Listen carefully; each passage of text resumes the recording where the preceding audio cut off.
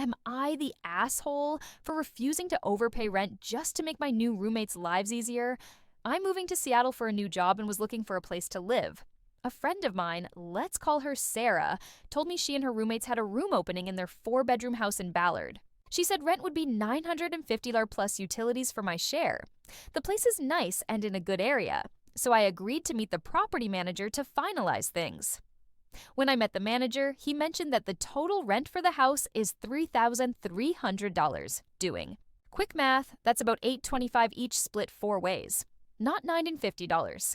So I asked Sarah about the difference. She kind of laughed and admitted they forgot to mention that when their old roommate moved out, they had to re-sign the lease.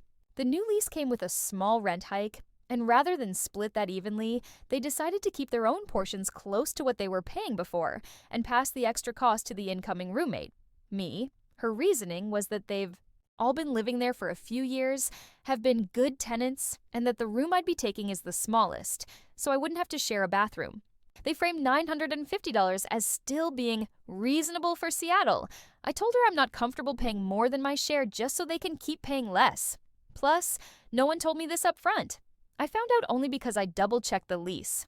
It's not my fault the rent increased or that their roommate moved out.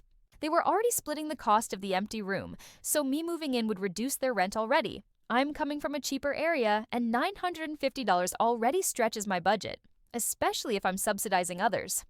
I asked them to reconsider and offered to pay the actual $825 or even $800 if utilities fluctuate. I haven't heard back yet, but now I'm wondering, am I the asshole for not wanting to pay extra to help out people I barely know?